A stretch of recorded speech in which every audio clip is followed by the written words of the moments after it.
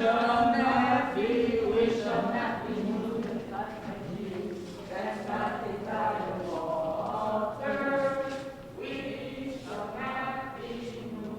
we cannot tell you that we are satisfied, and neither are we saying that we are not satisfied, but we have a process, and we keep on saying to the media, the B.N.T.U has a process that it follows, and you'll have to allow us to make that process work. I wouldn't say that we are bracing for more demonstrations. It is that the members of the Council of Management will go back to their respective branches and will inform as to what took place. And so any position arrived at can only come once that process is concluded.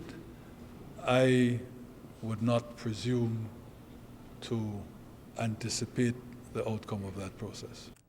After 4.5 hours, those statements represented the most significant information coming out of Thursday's meeting, lengthy discussion, and by-the-book consultation. So, is there a semblance of an outline of action on several of these major proposals? Is the government and the union keeping their cards too close to their collective chests? Perhaps, but as both President Palacio and Prime Minister Barrow noted, that was clearly by design. The agenda was pretty long, and the issues raised by the teachers needed to be exhaustively discussed, and so that's what happened. How was the tone of this meeting, and given that the teachers felt they needed to demonstrate to the government that they are serious about these issues, did that play a role? Well, nobody could ever have doubted that the teachers were serious. These are serious people. And so that is why the minute examination of each concern was absolutely necessary.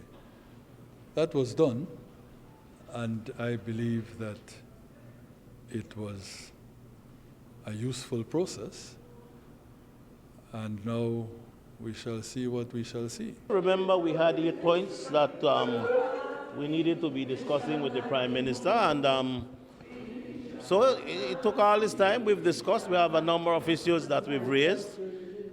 We attempted to, in fact, we addressed all the 8 points we had in the letter we sent to the Prime Minister, and we are now prepared to go back and discuss those responses and then determine what happens next. In the intervening time between the joint union negotiating team meeting last week Friday, which was preceded by the Prime Minister's meeting with the utilities unions on similar issues to those raised by the B.N.T.U, there was Monday's spectacular appearance on Independence Hill in Biltmore. And while the Prime Minister had already agreed to a meeting before that, the teachers will not take the credit for impressing the urgency on him still further.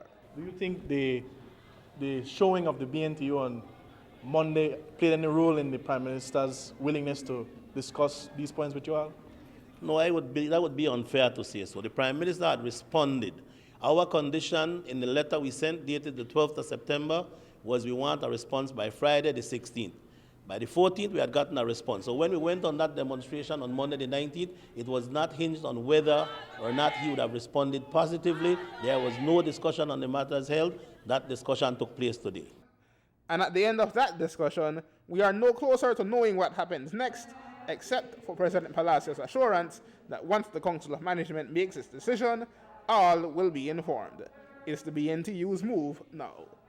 Aaron Humes reporting for News 5.